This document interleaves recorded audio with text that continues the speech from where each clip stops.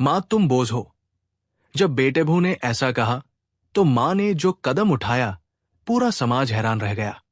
दोस्तों, ये एक सच्ची घटना है वाराणसी शहर की, जहां साक्षी बड़ी जल्दबाजी में दोपहर का भोजन तैयार कर रही थी।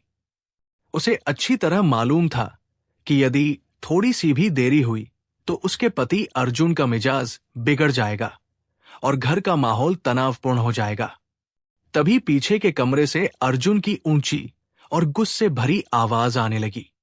वो किसी से फोन पर बात कर रहा था और उसकी आवाज से साफ झलक रहा था कि बातचीत सामान्य नहीं, बल्कि गंभीर और तनावपूर्ण है।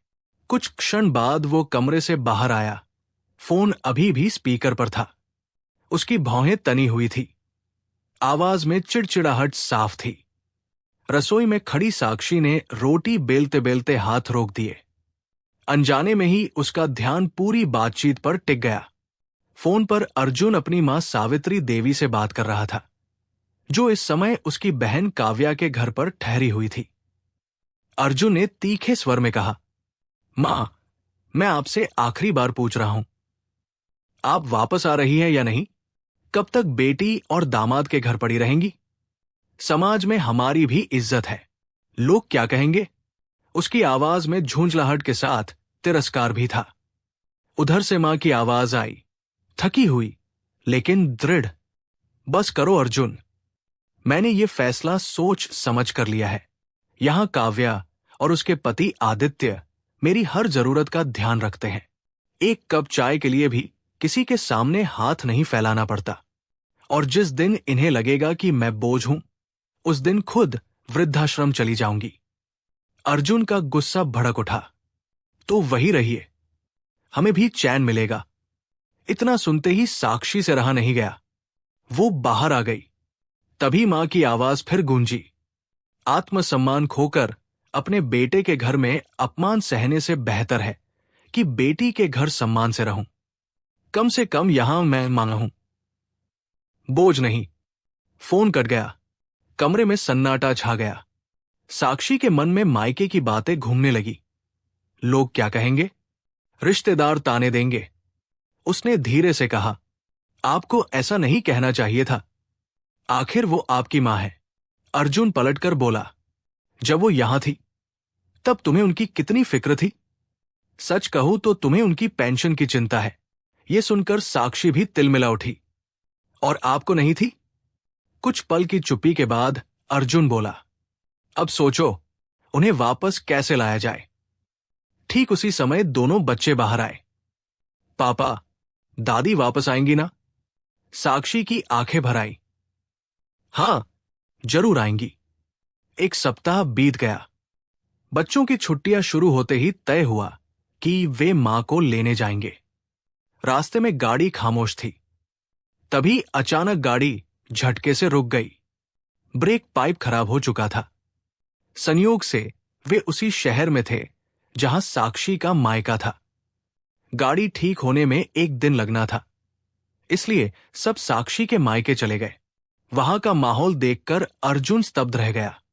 साक्षी की भाभियां अपने सास-ससुर के लिए अलग हल्का खाना बना रही थी। बच्चे दादा दादी के पास बैठकर कहानियां सुन रहे थे।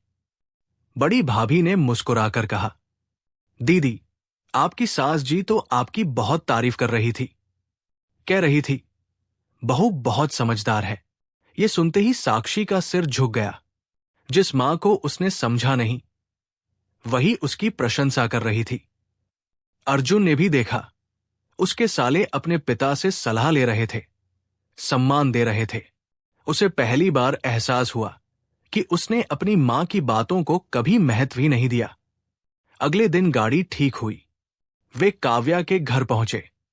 बरामदे में सावित्री देवी बच्चों को कहानी सुना रही थी। चेहरे पर शांति थी। अर्जुन उनके पास जाकर चुपचाप चरणों में बैठ गया। मां, मुझसे गलती हो गई। साक्षी भी रो पड़ी। मां जी, मुझे माफ कर दीजिए। मां ने दोनों को उठाया। गलती हर किसी से होती है, बस इतना चाहती हूं कि मुझे बोझ मत समझो। अर्जुन बोला, अब से आपकी पेंशन का जिक्र भी नहीं होगा। आप हमारे साथ चलिए। पूरे सम्मान के साथ। साक्षी ने हाथ जोड़ दिए। अब मैं आपकी बहू नहीं, बेटी बनकर रहूंगी। मां की आंखें भर आई। कुछ पल बाद उन्होंने मुस्कुराकर कहा, चलो घर चलते हैं। बच्चों ने खुशी से तालियां बजाई। घर लौटते समय गाड़ी में वही लोग थे, लेकिन माहौल बदल चुका था।